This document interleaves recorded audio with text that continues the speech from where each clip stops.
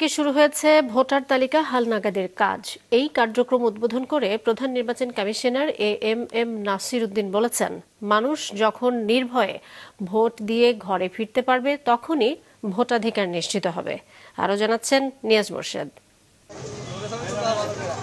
ফারুক হাসান ৩ মাস আগে বিয়ের সময় বিপদে পড়েছিলেন। এনআইডি না থাকায় কাবিন করাতে পারছিলেন না। শেষে জন্ম নিবন্ধন করিয়ে কাবিন করান। অপেক্ষায় আছেন ভোটার তালিকা হালনাগাদকালে নাম উঠিয়ে এনআইডি পাওয়ার। এতটা তো আগে বুঝি নাই যে এটা করলে ইয়া হবে, এখন বুঝতেছি সামনে নির্বাচন এখন করব। বাদ পড়া এবং যোগ্যদের তালিকাভুক্ত করতে শুরু হয়েছে বাড়ি বাড়ি গিয়ে ছবিসহ ভোটার তালিকা হালনাগাদের কাজ। সকালে ঢাকার সাভার উপজেলা পরিষদ মিলনায়তনে আনুষ্ঠানিকভাবে এ কার্যক্রমের উদ্বোধন করেন প্রধান নির্বাচন কমিশনার ও ৪ নির্বাচন কমিশনার। যেতে হবে বাড়ি বাড়ি, বাদ যাবে না কোনো নারী।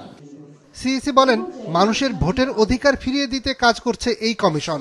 লাঠি সোটা নিয়ে কেন্দ্র দখল করতে দেব না। আমি এই সামাজিক প্রতিরোধ গড়ে তুলতে হবে আমাদেরকে এই ধরনের অনিয়মের বিরুদ্ধে। আমরা কোনো অনিয়ম চাই না।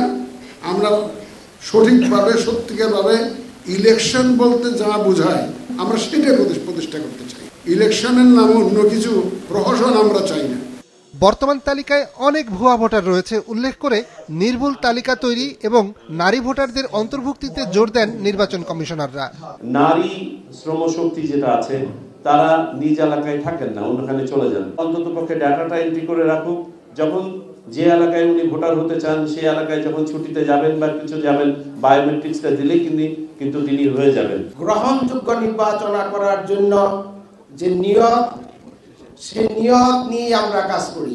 নির্ভয়ে দৃঢ়তার সাথে আপনি যেটি সঠিক দায়িত্ব সেটি পালন করবেন, এটি আমাদের দৃঢ় বিশ্বাস। যাদের জন্ম ২০০৮ সালের ১ জানুয়ারি বা তার আগে তাদের তথ্য সংগ্রহ করা হবে। জন্ম নিবন্ধন অনলাইন, বাবা মার এনআইডি, নাগরিক সনদ। তথ্য সংগ্রহ চলবে আগামী ৩রা ফেব্রুয়ারি পর্যন্ত। নিবন্ধন কেন্দ্রে বায়োমেট্রিক নিবন্ধন ও ছবি তোলার কাজ ৫ই ফেব্রুয়ারি শুরু হয়ে চলবে ১১ এপ্রিল পর্যন্ত।